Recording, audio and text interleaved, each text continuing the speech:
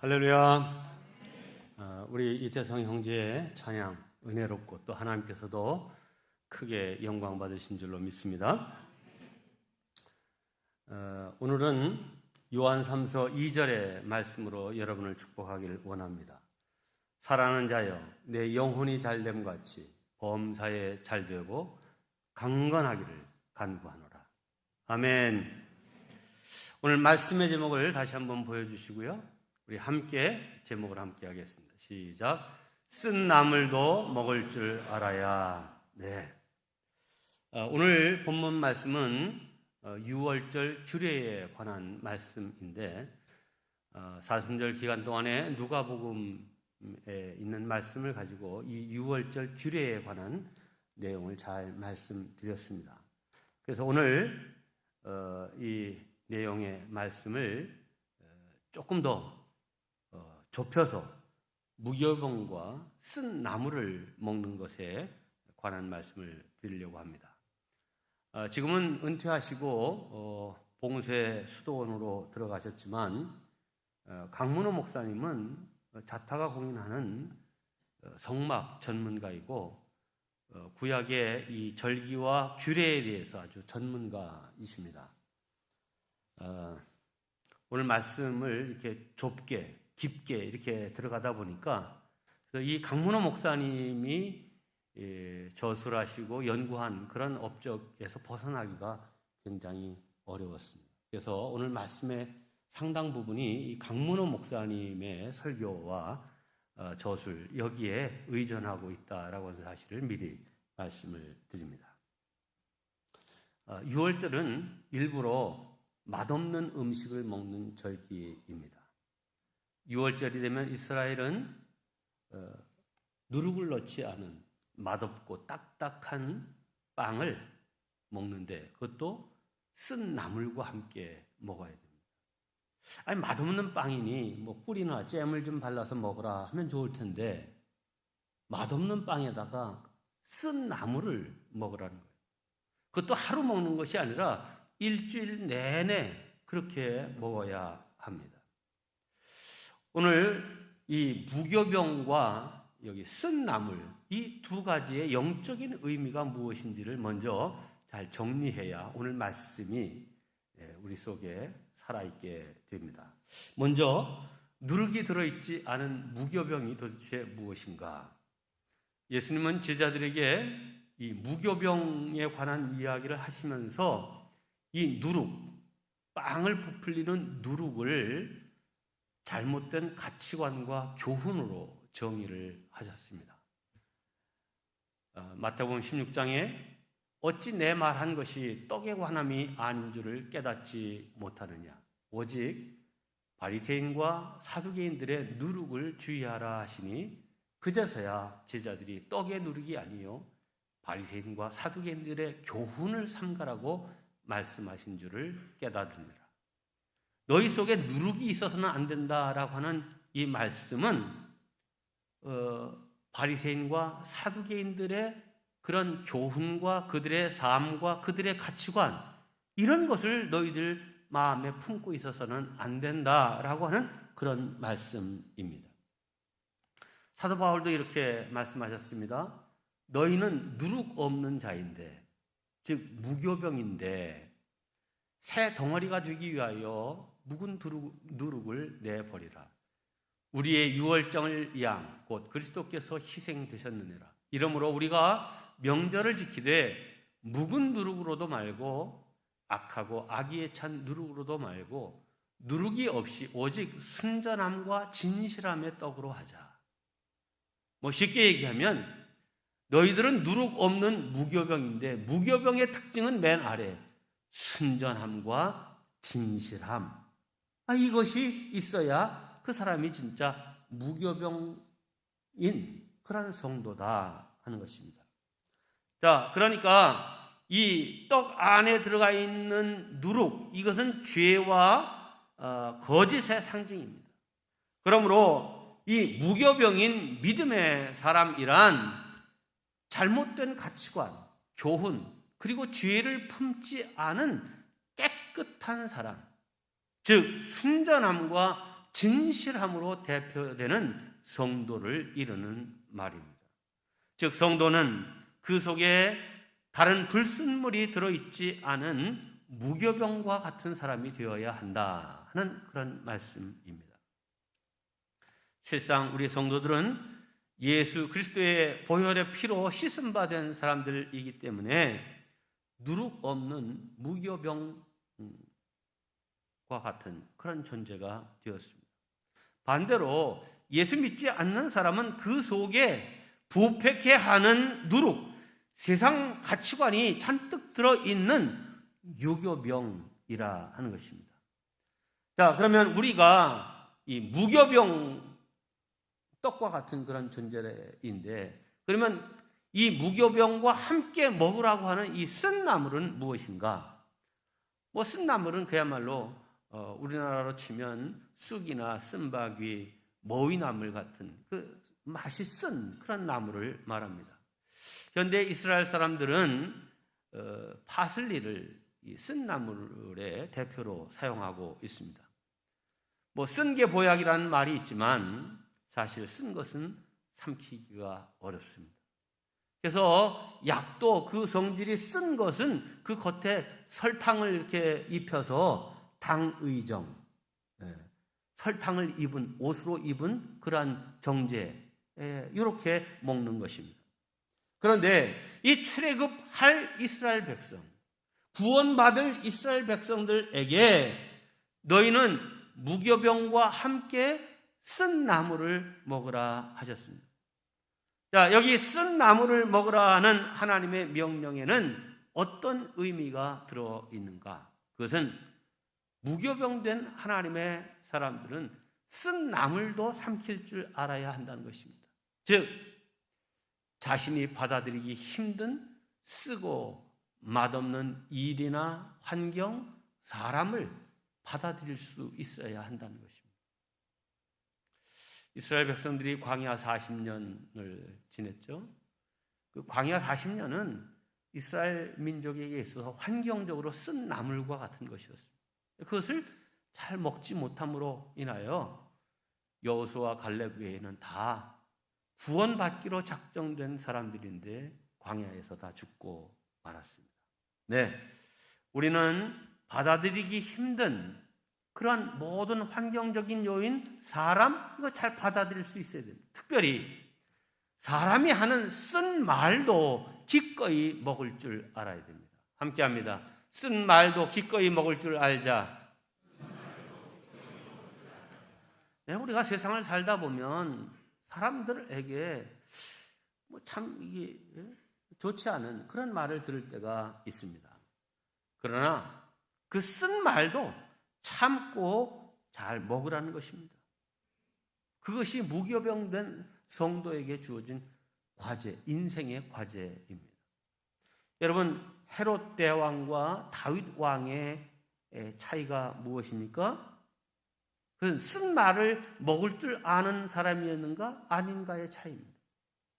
예수님 당시의 왕이었던 헤롯, 그는 자기 동생이 결혼을 했는데, 그러니까 헤롯 왕에게 있어서는 동생의 아내는 제수죠.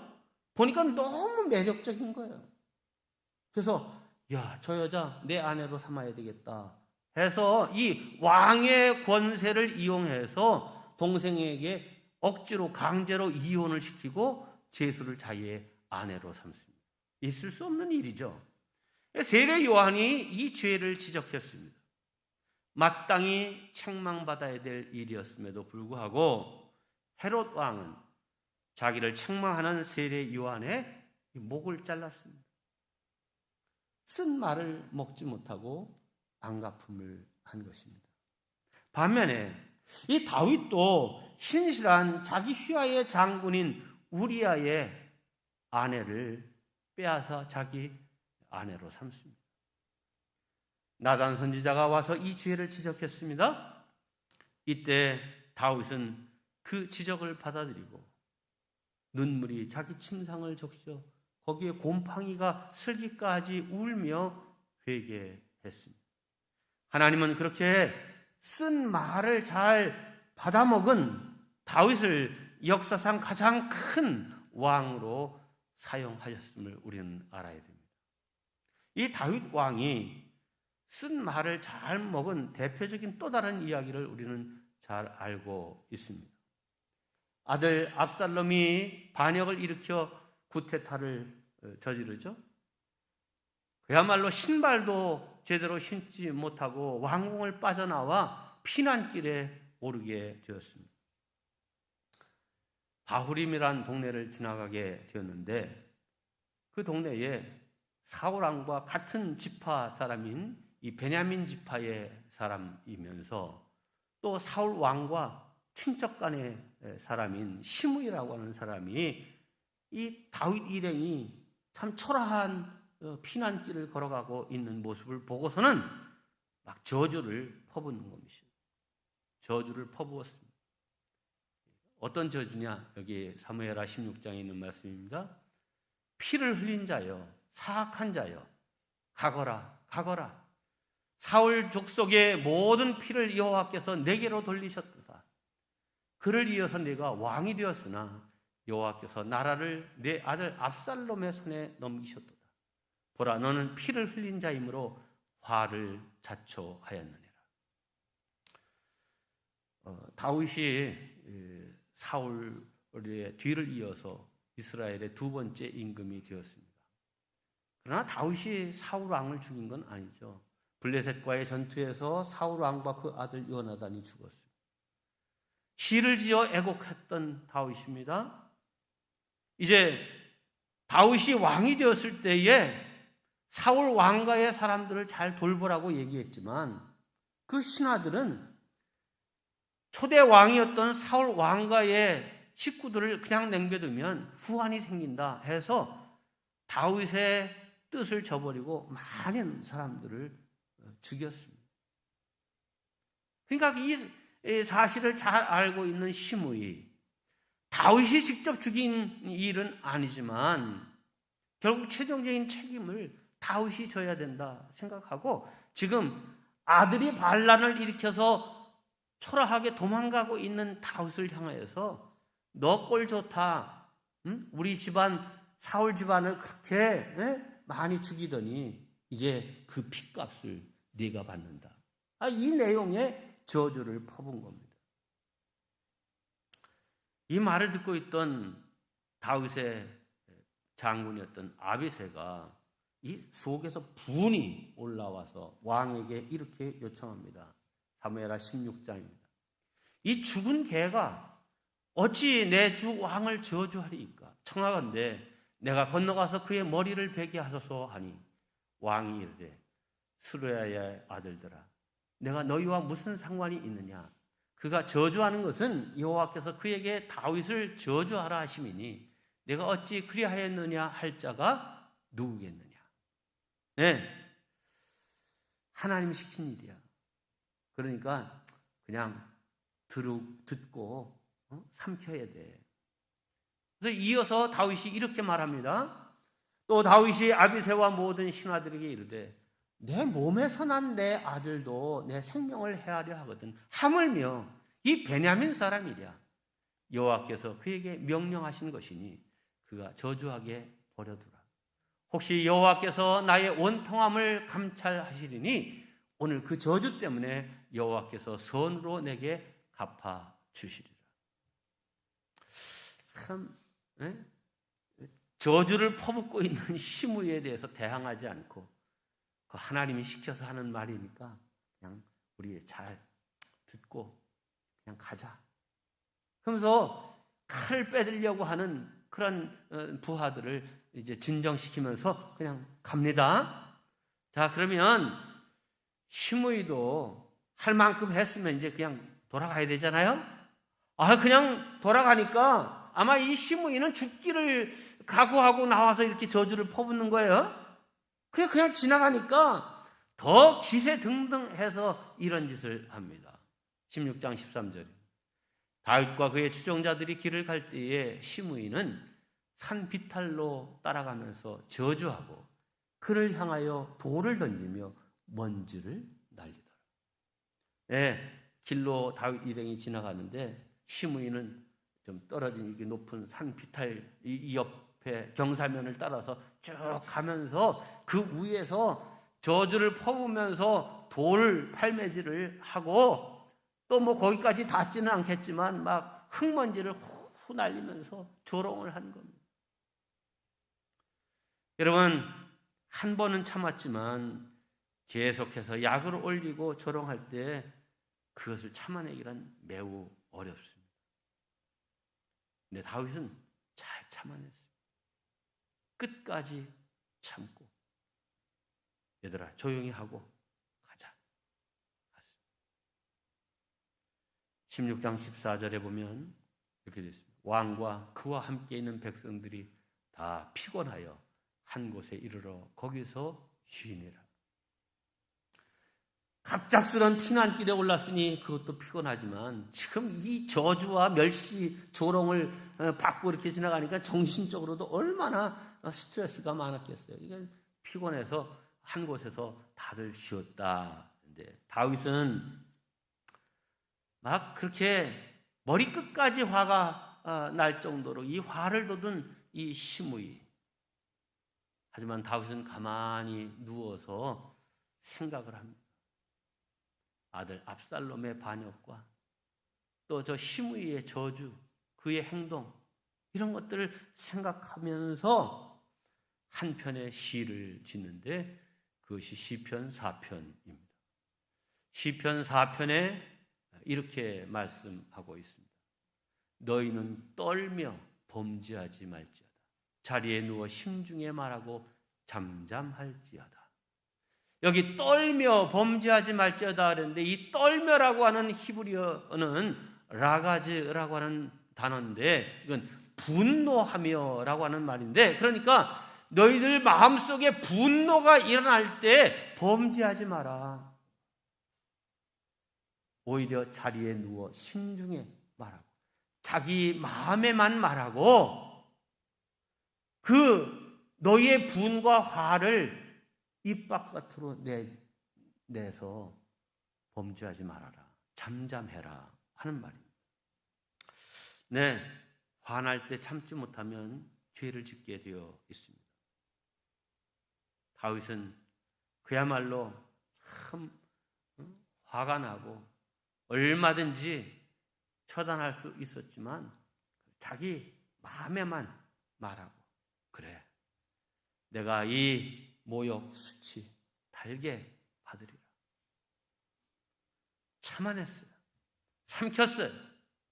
그랬더니 하나님께서 마침내 압살롬을 이기게 하시고 또 시므이를 이기게 하셨습니다. 다윗의 이 승리는 쓴 말을 먹을 줄 알았기에 가능했던 승리였습니다. 사랑하는 성도 여러분, 마지막 웃음이 참 웃음입니다. 끝에 가서 이기는 것이 정말 승리한 것입니다. 무교병인 우리 성도는 좀 다른 사람으로부터 괴로운 말을 들어도 심사가 뒤틀리는 불편한 말을 들어도 그것을 씹어 삼킬 줄 알아야 합니다.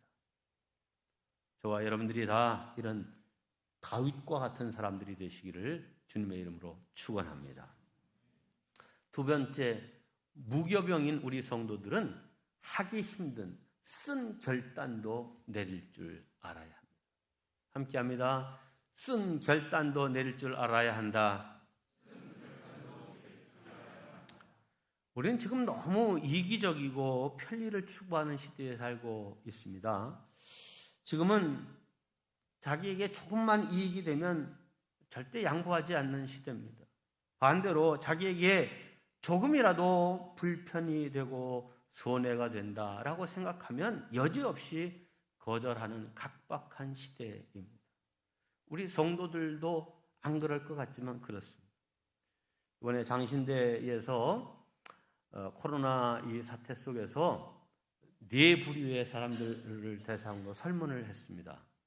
목회자, 크리스찬들, 그 다음에 기독교를 믿지 않는 세상 일반 사람들, 그 다음에 방송이나 신문 기자들을 대상으로 질문을 했는데 개신교인들에 대한 당신의 생각은 뭡니까? 거의 뭐 선택이 한 4-5가지 있는데 제일 많이 받은 표는 이기적이다.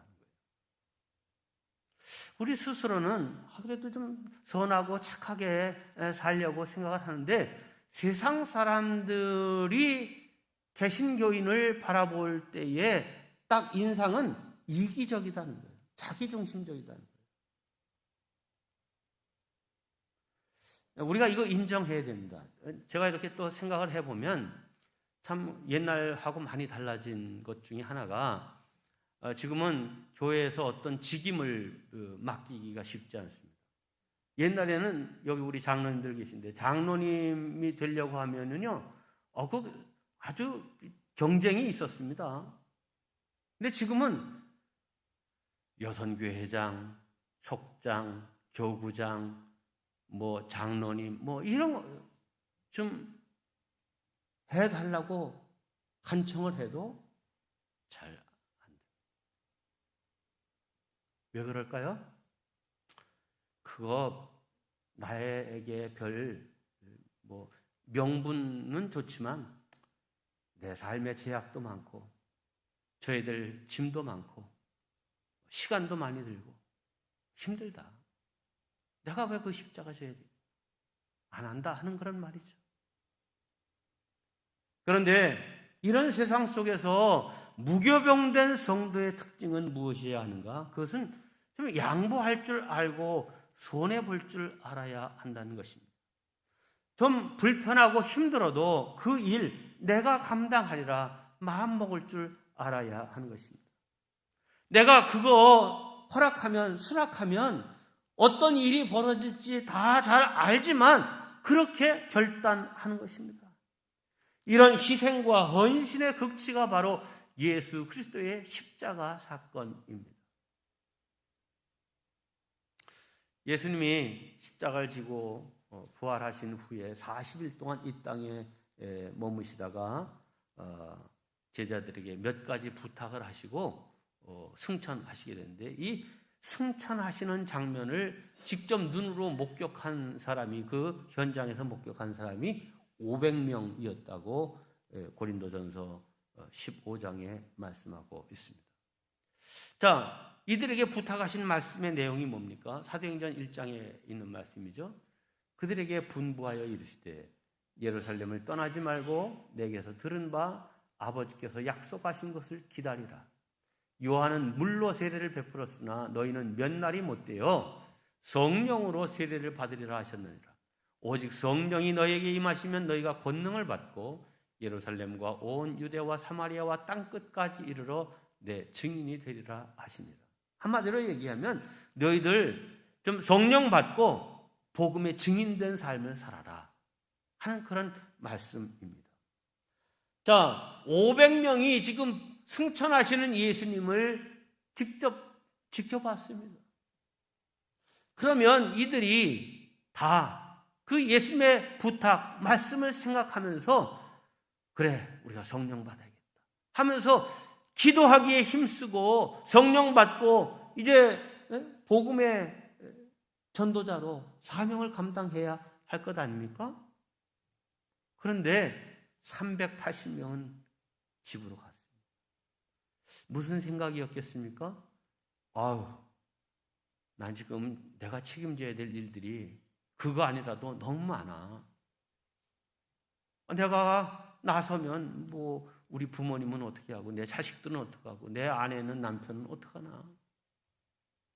그동안 내가 해왔던 일들은 다 어떻게 하고 복음을 증거하는 사람으로 헌신할 수 있겠어. 네, 380명이 돌아갔습니다. 하지만 그 중에 120명은 쓴 결단, 힘든 결심을 했습니다.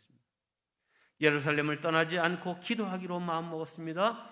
성령을 받기까지 기도할 작정이었습니다. 나중에 결과적으로 보면 열흘 동안 기도했습니다마는 기도할 때에는 언제까지 기도해야 성령이 올지 모르는 가운데 그냥 기도한 겁니다. 드디어 오순절날 성령 충만함을 받게 되었고 이들은 불붙는 사명자들이 되었습니다. 이런 쓴 결단을 한 사람들이 오늘 이 기독교를 세운 위대한 하나님의 일꾼들이 된 것입니다. 여러분, 사명의 그 멍에를, 그 쓴 짐을 내가 지겠다, 내가 먹겠다 라고 하는 사람들이 지금도 요구되고 필요한 줄로 믿습니다. 좀 그 장로님 세우는 게 어렵다 그랬는데 이게 좀 반대되는 얘기지만 여기에도 뜻이 있습니다. 그 참 지기 힘든 쓴 결단을 한 이야기, 구약 성경의 이야기입니다. 랍비들이 이 구약 성경을 주석한 책을 일러 미드라시라 그럽니다. 성경은 그냥 딱 있지만 여기에 이 성경의 내용이 어떤 의미가 있고 어떤 배경에서 이런 말이 나왔는지 이런 것들을 해설하는 것이 주석인데, 구약 성경의 주석이 미드라시입니다. 근데 이 미드라시를 번역한 분이 아까 제가 처음 말씀드렸던 우리 강문호 목사님이 이해를 하셨습니다. 자, 이 미드라시의 민수기 11장에 관한 해설에 나오는 이야기입니다. 하나님은 모세에게 70명의 장로를 세우라고 명하셨습니다. 민수기 11장 16절입니다. 여호와께서 모세에게 이르시되 이스라엘 노인 중에 내가 알기로 백성의 장로와 지도자가 될 만한 자 70명을 모아 내게 데리고 와 회막에 이르러 거기서 너와 함께 서게 하라. 백성들이 광야 생활 가운데 불평과 원망이 많아지니까 모세가 너무 힘겨워하니까 너를 도와 함께 사역할 장로 70명을 세우라 하는 거예요. 자, 그런데 장로 60명을 세우라고 하면 어떻게 보면 간단한 일입니다. 왜? 12지파에서 각각 5명씩 세우면 60명 되니까요. 그런데 70이라고 하는 숫자는 12로 나누어지는 숫자가 아닙니다. 6명씩 뽑으면 72명이 됩니다. 자, 그럼 이 70명을 어떤 기준으로 뽑아야 하나 고민이 됐겠죠. 그러다가 모세가 생각한 것은 제비뽑기입니다. 그래서 각 지파에서 6명씩 72명을 일단 모으고 제비를 72개를 만들었는데 70개에는 장로 이렇게 쓰고 2장에는 그냥 백지로 놔둡니다.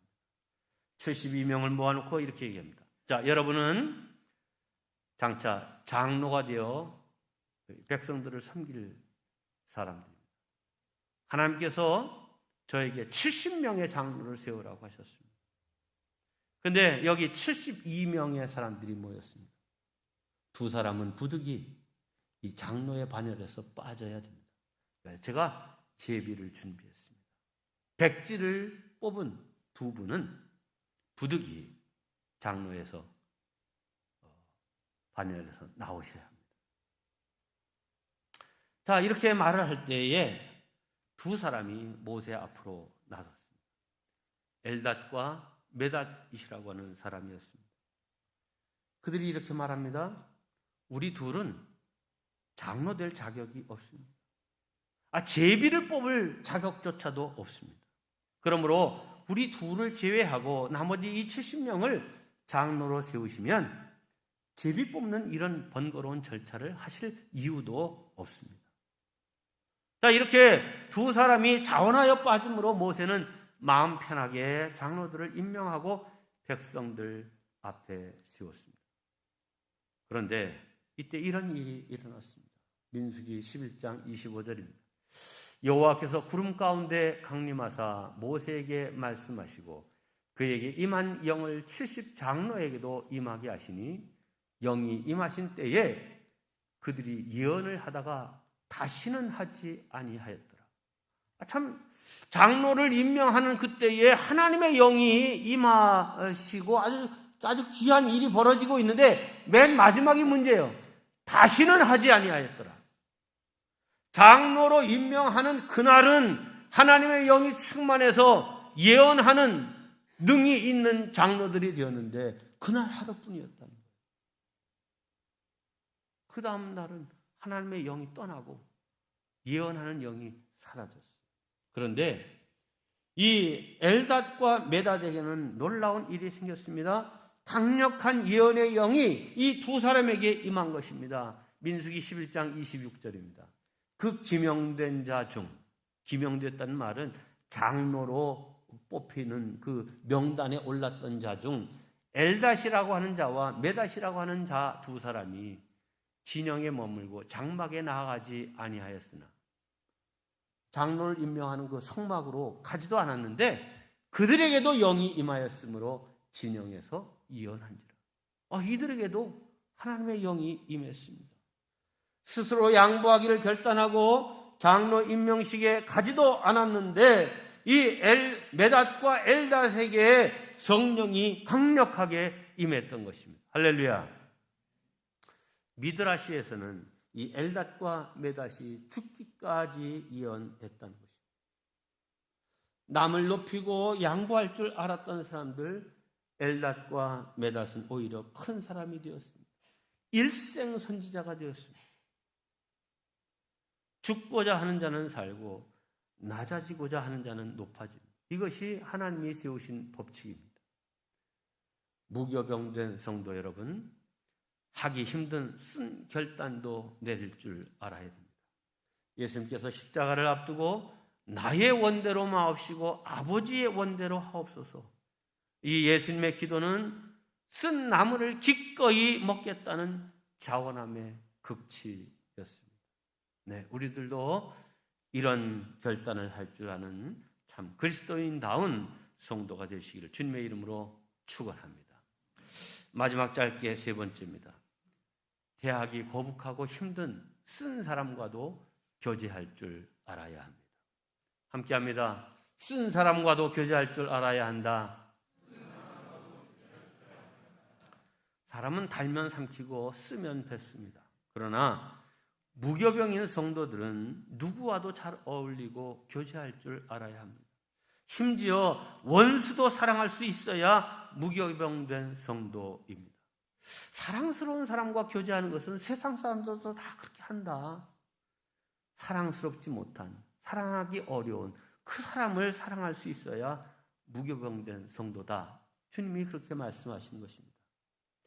자기에게 돌을 던지는 그러한 사람들에게도 극단적인 사랑을 실천한 사람이 있습니다. 스데반입니다. 그는 자기를 죽이려고 돌을 던지는 사람들을 향하여 용서를 선포하고 저들의 죄를 저들에게 돌리지 말라고 하나님께 기도하면서 순교했습니다. 사도행전 7장 60절입니다. 무릎을 꿇고 크게 불러 이르되 주여 이 죄를 그들에게 돌리지 마옵소서. 십자가상에서 하신 예수님의 말씀과 동일한 말씀이죠. 그리고 이 말을 하고 자니라. 성도 여러분, 싫은 사람도 사랑할 수 있어야 됩니다. 지겨운 사람을 위해서도 기도할 수 있어야 됩니다.